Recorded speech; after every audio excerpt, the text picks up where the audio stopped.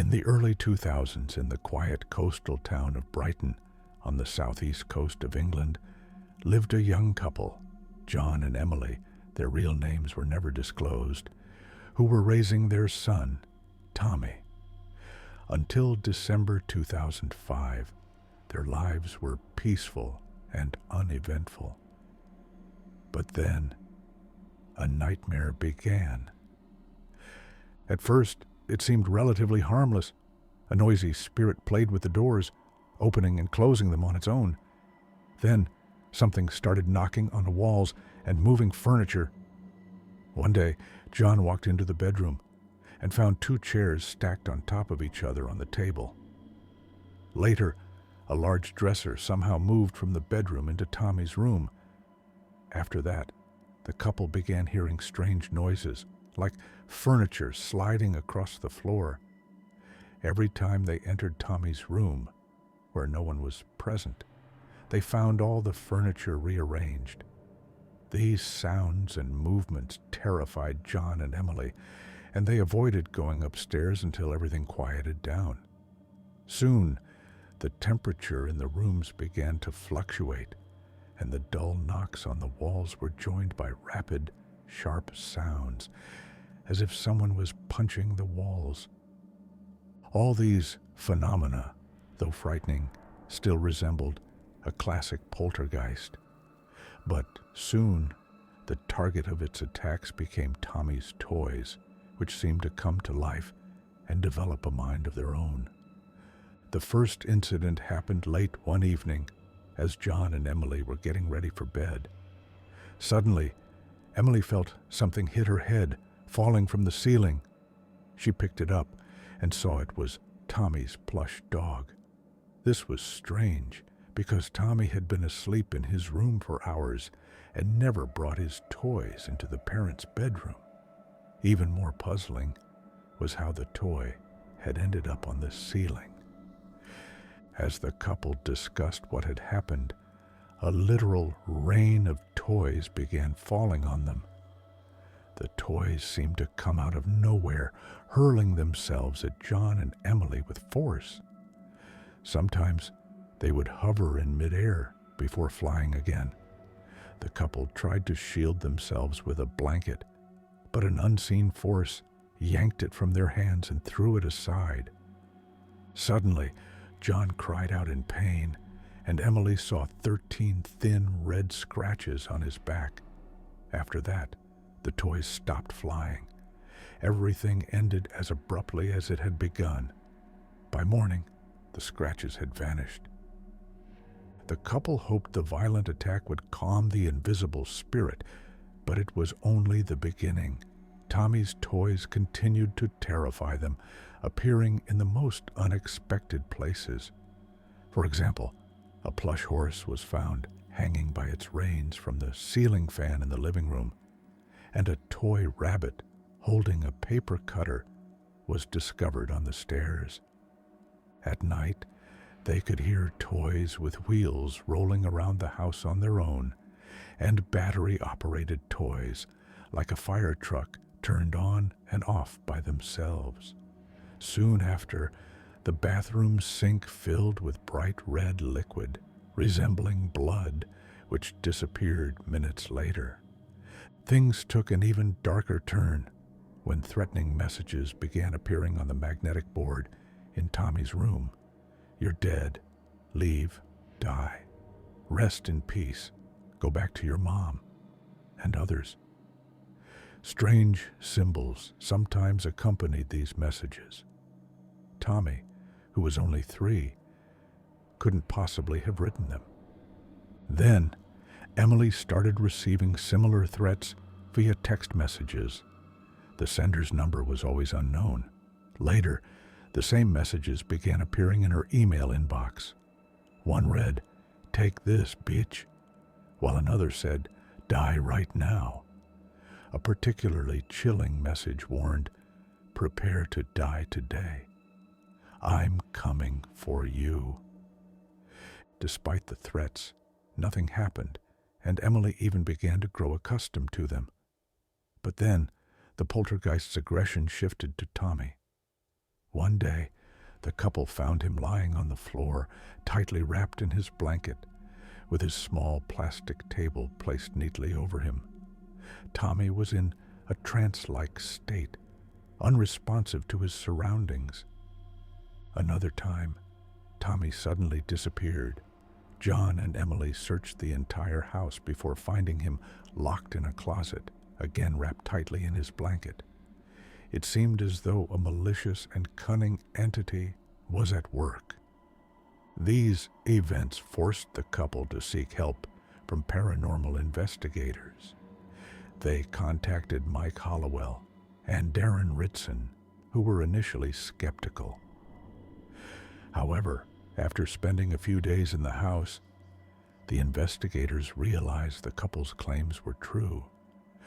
Hollowell and Ritson witnessed unexplained noises, toys moving on their own, a baby monitor turning on and off, and toys being destroyed.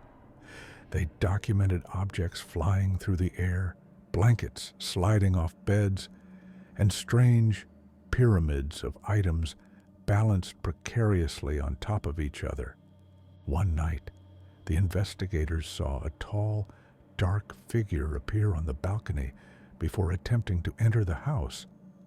Emily also saw the ghost and screamed in terror. The entity walked past them, and Hollowell later described it in his journal. It moved slowly from the bathroom through the stairwell into the bedroom. When it stopped in Tommy's room, it looked at me. Its face had no eyes, nose, or mouth, just emptiness. It was tall, about 2 meters, and radiated pure evil. Unfortunately, the camera set up in Tommy's room failed to capture the ghost, as it was either left off or turned off by itself. Hollowell later expressed regret over the lack of concrete evidence. The investigators also discovered thin red scratches on their bodies, similar to the ones John had experienced. However, the moment the scratches appeared was also not captured on camera. One of the most terrifying moments occurred when Hollowell and Ritson decided to conduct an EVP, electronic voice phenomenon session. As they asked questions into the silence, a deep, guttural voice responded through the recorder saying, "Get out or die." The voice was unlike anything they had ever heard, hollow, distorted, and filled with malice. When they played it back, Emily burst into tears, recognizing it as the same voice she had heard whispering in her ear during the night. Another chilling detail was the sudden appearance of handprints, small, child-sized handprints, on the windows and mirrors. These prints would materialize out of nowhere, often accompanied by the sound of faint laughter. Tommy, however, was always asleep or in another room when this happened. The final straw came when the investigators set up motion-activated cameras throughout the house. One night, the cameras captured a shadowy figure crawling on all fours down the hallway, its movements unnaturally fast and jerky. When they reviewed the footage, the figure seemed to pause, turn its head toward the camera, and let out a silent scream before vanishing into thin air. Suddenly, the phenomena stopped as abruptly as they had begun. Nothing unusual ever happened in the house again. Later, Hollowell and Ritson published a book about the case titled The Brighton Poltergeist: One Family's Fight Against an Invisible Intruder. They remain convinced they encountered something truly malevolent and real. What happened to John, Emily, and Tommy remains unknown. Whether they stayed in the house or moved away is also a mystery. Their real names and the exact address of the house were never revealed. Some say the family moved abroad, while others believe they simply vanished, leaving behind only questions and a lingering sense of dread.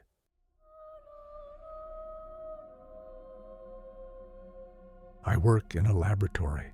It's huge, cold, with long corridors that stretch into darkness. I'm there alone, and this place has always given me a slight sense of unease, though I've never admitted it, even to myself. The laboratory is my second home. I know every corner, every instrument, every sound, or at least that's what I thought. There was an incident when I entered the lab and left the door slightly ajar. Suddenly, from the darkness of the corridor, a voice rang out, low, hoarse, as if coming from the very depths. "Close it!" I froze. My heart pounded so hard I could feel the blood throbbing in my temples. I grabbed the adjustable wrench lying on the table and went to look for whoever had spoken. I checked all 4 rooms, peered into every corner, but found no one. Only silence, broken by my heavy breathing. I decided it was my imagination and continued working, though something inside me had clenched into a cold, hard knot. Since then, strange things started happening more often. I began hearing footsteps, slow, heavy, as if someone was wandering the corridors, stopping at doors. I tried to ignore it, blaming it on fatigue or the creaking of old pipes. But then, one of my coworkers told me she had also heard footsteps. Another colleague mentioned hearing the sound of someone playing with a glass syringe at night, even though she was completely alone.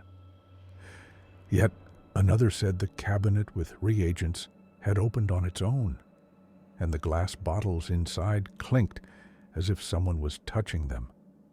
But the worst began recently. During the night shift, I was calibrating instruments when I suddenly heard a rustling sound. The metal blinds on the windows began to move, even though the windows were closed and there was no draft. I turned around and my heart sank. The blinds were slowly rising, as if pulled by invisible strings. I stepped closer, and they slammed shut with such a loud crash that I nearly screamed. That same night, I felt someone watching me. It wasn't just a glance. It was heavy, piercing, as if an invisible presence stood behind me, studying me. I turned around, but there was no one there. Only shadows that seemed too thick, too alive. I'm a skeptic. I don't believe in ghosts, spirits, or the supernatural. But something here was wrong. The laboratory, which I knew like the back of my hand, had become unfamiliar. The air grew heavy, as if saturated with something sinister. The instruments started malfunctioning, even though I had checked them hundreds of times. And then I saw it.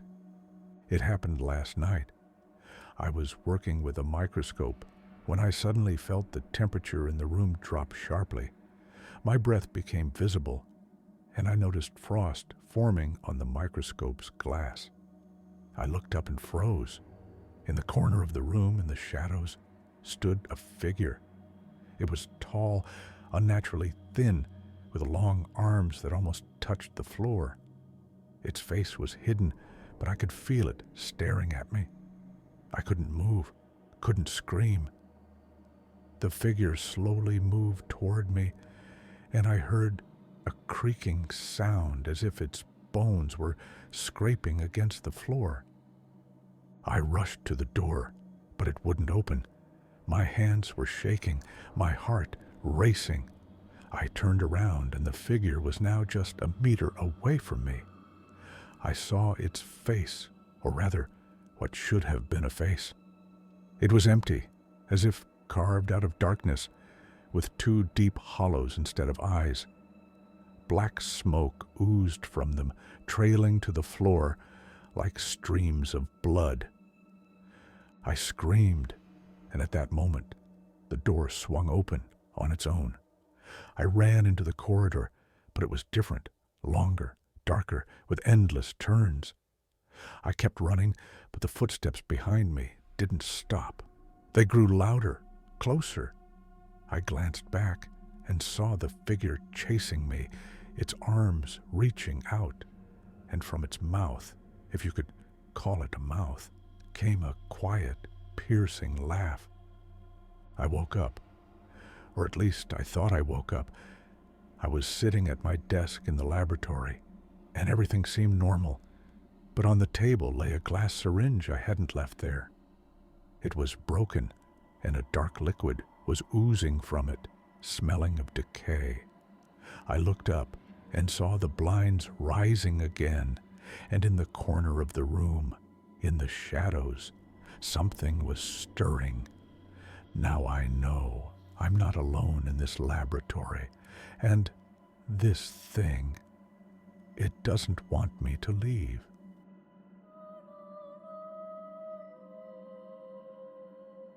Sometimes reality is scarier than any horror movie. The story I'm about to tell you started as an ordinary life of a young woman, but quickly turned into a nightmare that's hard to explain, even for the most hardened skeptics. This is a story about how dark forces can invade our lives, destroying everything in their path. And the scariest part? It all really happened. This is all nonsense. Remember, Anne, there's no such thing as the supernatural. No spirits, mermaids, or house elves. No demons, no poltergeists. It's all either scams or our imagination running wild, Kevin declared confidently, pouring beer into a glass. Kevin, I used to think the same way. But how can I not believe when something tries to strangle me in my sleep? I felt something hairy and heavy pressing down on me, squeezing my throat. I couldn't breathe. And then, right in front of me, an icon in the corner fell. Why is this happening to me? Why me? Anne asked, staring blankly into space. Anne, there's a simple explanation for this: sleep paralysis. You were stuck between sleep and wakefulness, your body paralyzed, and your brain still dreaming.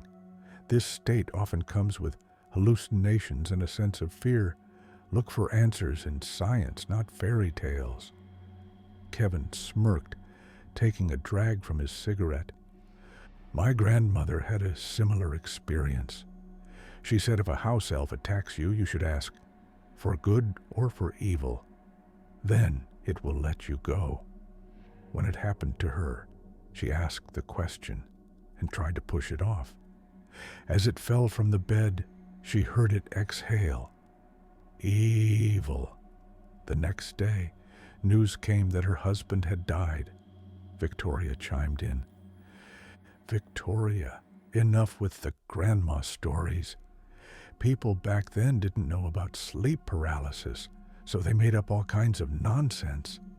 Kevin frowned. Anyway, thank you for coming. I won't forget this, Anne said gratefully. A month ago, Anne buried her parents. Since then, strange things had started happening in her apartment. It was as if she had become a haven for some dark force that was trying to drive her out of her own home. Lights would turn on by themselves, invisible hands would knock on the door, and objects would appear in the most unexpected places. Anne had seen so much in that month that she began to doubt her sanity. One night, Anne woke up to a terrible noise in the kitchen. It sounded like all the dishes had been thrown off the table and shattered. She jumped up, turned on the light, and rushed to the kitchen, but everything was in its place. Yet, she had clearly heard the sound of breaking plates. Anne decided she was losing her mind, sat on the bed, and cried. She was scared, but even more, she was afraid of becoming one of those people everyone laughs at. Anne decided the only place she could find understanding was the church. She went to the temple, lit candles, and told the priest about her ordeal. He listened and promised to bless her apartment on Sunday. making her promise to start attending church. Of course, he didn't forget to mention the fee, but Anne was willing to pay triple just to end the nightmare. After the priest's visit, the poltergeist quieted down for 3 days. But on the 4th night, something heavy and hairy attacked Anne again. It grabbed her by the throat and started choking her. Anne didn't know where she found the strength, but she managed to throw it off.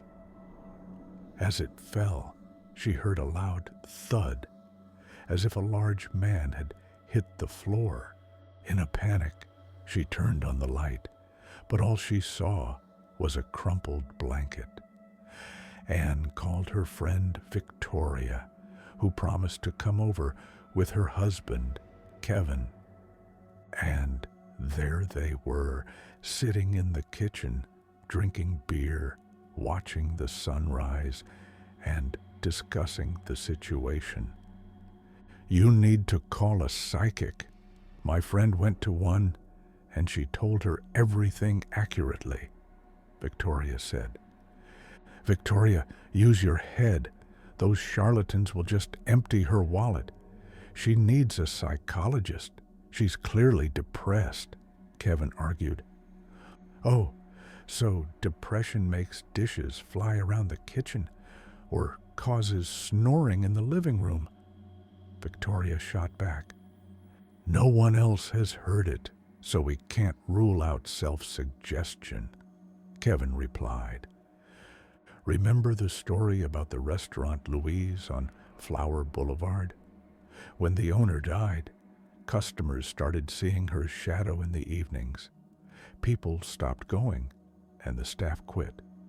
The new owners called a psychic, and she said the spirit of the former owner loved the place so much that even after death, she kept visiting," Victoria recounted. Kevin slapped his forehead. "All right, don't annoy me. Go get more beer. You have the money, and Anne and I will chat," he said. "Fine, I'll take my time. Sit on the bench," Kevin replied, and left. When the door closed, Anne finally let her tears flow. "Anne, you need to rest and pull yourself together. Everything will be fine," Victoria reassured her. At that moment, 3 loud knocks echoed at the door. "Kevin said he'd be gone for a while, but he's back in 5 minutes," Victoria said irritably, and went to open the door. The knocking repeated. Victoria opened the door, but no one was there. Only a cold breeze swept into the apartment. "Well, there's your ghost," Victoria tried to joke, but a chill ran down her spine. Anne, sitting in the kitchen, also felt a sinister presence. Victoria closed the door and returned to the kitchen. "Must have been my imagination," she began, but at that moment, a kitchen knife flew into the air and plunged into her eye with incredible force. Anne screamed and rushed to the door, but a beer bottle flew up and struck her in the back of the head. She fell, but tried to crawl to the door. At that moment, a barrage of flying objects rained down on her. "Why me? What did I do?" Anne screamed, but the next second, a kitchen cleaver buried itself in her skull. When Kevin returned, he found the apartment in chaos and 2 bodies with shattered heads. After that incident, Kevin spent years seeing psychologists, but could never find a rational explanation for what had happened.